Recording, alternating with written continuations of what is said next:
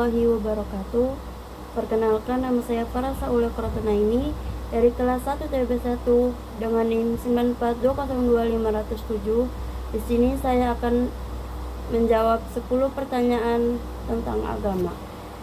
Soalan pertama, jelaskan sumber psikologis, sosial budaya, historis, dan yuridis tentang perlunya pembelajaran PAI di PT. Soalan kedua, jelaskan secara lokawi atau etimologis kata Islam berasal dari 3 akar kata dan jelaskan secara istilah atau terminologis Islam. Yang ketiga, apa yang dimaksud al-umuru bimaqasidah? Segala urusan tergantung kepada tujuannya.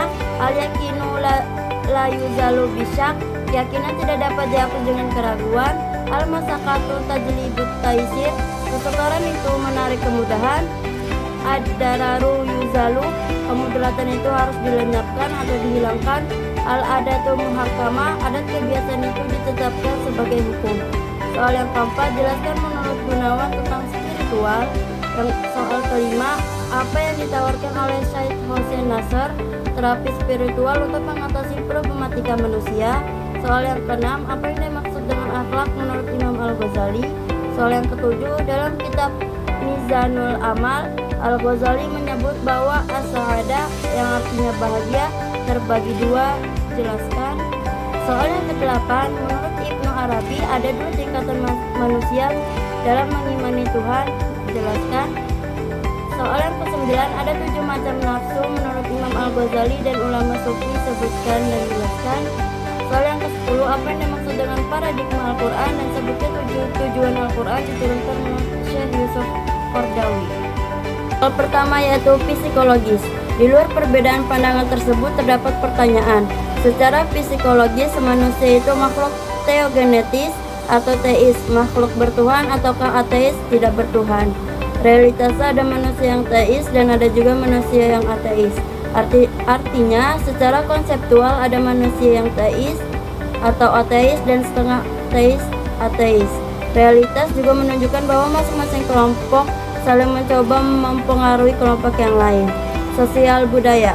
Secara teoretis, masyarakat muslim di Indonesia dapat dipilah menjadi 2 subkultur, yaitu santri dan muslim biasa atau bukan santri.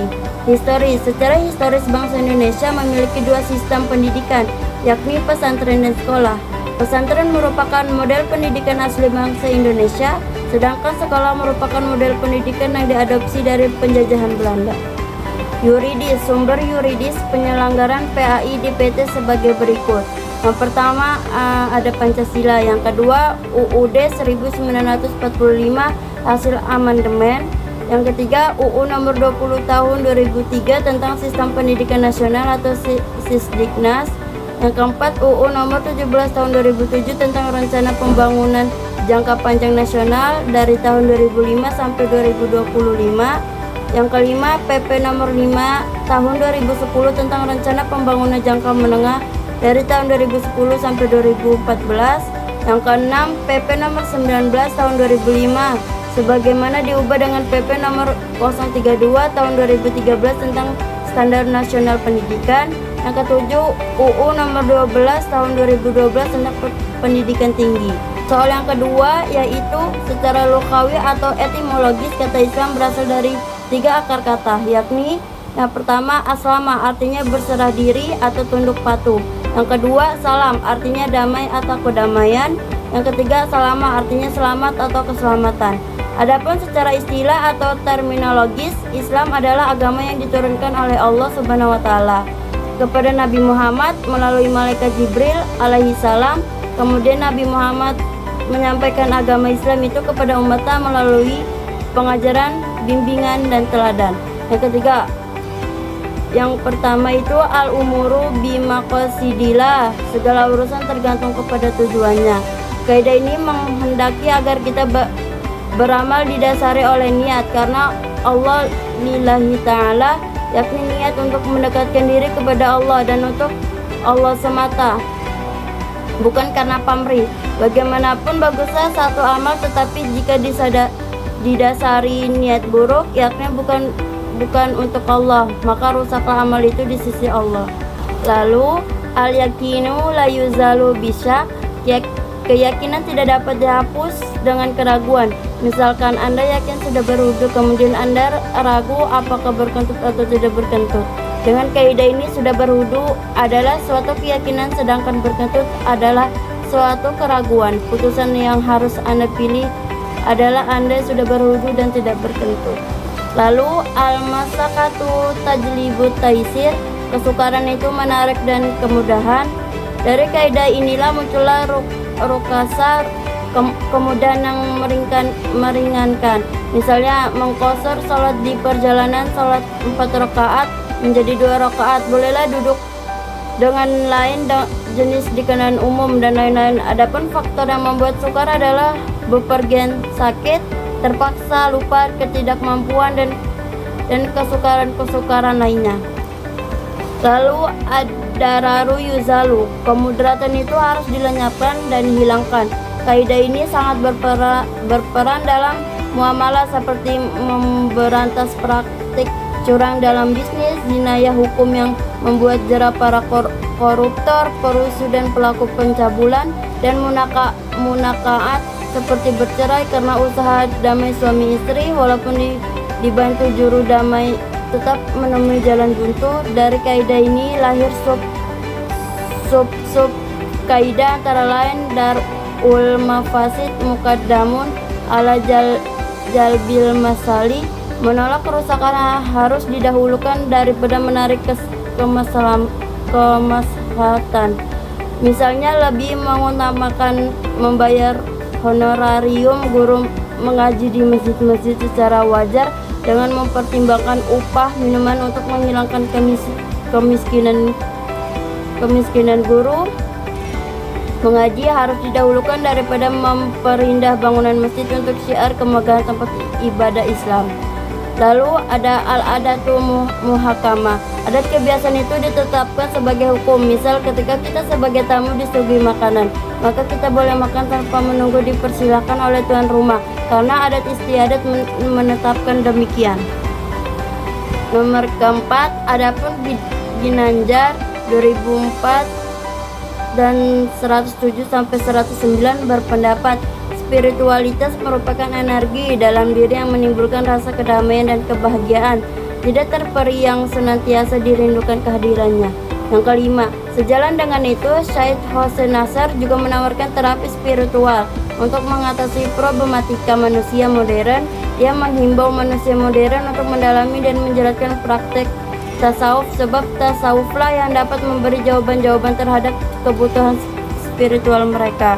Yang keenam, menurut Imam Al-Ghazali, akhlak adalah bentuk jiwa yang darinya muncul sikap dan perilaku secara spontanitas dan disertai dengan perasaan nikmat dan enjoy ketika melakukannya. Yang ketujuh, dalam kitab Mizanul Amal, Al-Ghazali menyebut bahwa as-sa'adah atau bahagia terbagi dua. Pertama, bahagia hakiki, dan kedua, bahagia majasi. Bahagia hakiki adalah kebahagiaan ukhrawi, sedangkan kebahagiaan majasi adalah kebahagiaan duniawi. Kebahagiaan ukhrawi akan diperoleh dengan modal iman, ilmu, dan amal. Adapun kebahagiaan duniawi bisa didapat oleh orang yang beriman dan bisa didapatkan oleh yang tidak beriman. Lalu yang kedelapan, Syekh Ibnu Arabi abad ke-14, ia menyebutkan ada dua jenis manusia, yakni insan kamil dan monster setengah manusia. Jadi kata Ibnu Arabi, jika tidak menjadi insan kamil maka 106 manusia menjadi monster setengah manusia.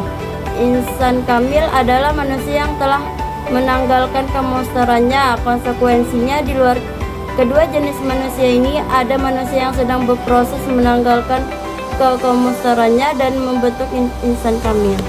Yang kesembilan, ada 7 macam nafsu dan tangga tersebut adalah sebagai berikut. Yang pertama, nafsu amarah. Ciri-cirinya tuh sombong, iri, dengki. Yang kedua, nafsu lawamah. Ciri-cirinya tuh enggan, cuek, atau suka. Yang ketiga, nafsu mulhimah. Ciri-cirinya tuh suka sedekah dan sederhana. Yang keempat, nafsu mutmainnah. Ciri-cirinya suka beribadah dan suka. Lalu yang kelima, nafsu radiyah. Ciri-cirinya pribadi yang mulia, zuhud, ikhlas, dan wirai. Yang keenam, nafsu mardiyah. Ciri-cirinya bagus dan budi pekerti. Yang ketujuh, nafsu kamilah, ciri-cirinya dianugerahi ilmu yakin atau ainul yakin. Yang ke-10, apa tujuan Al-Quran diturunkan? Yusuf Al-Qardawi menjelaskan bahwa tujuan diturunkan Al-Quran paling tidak ada 7 macam, yaitu yang pertama meluruskan akidah manusia, yang kedua meneguhkan kemuliaan manusia dan hak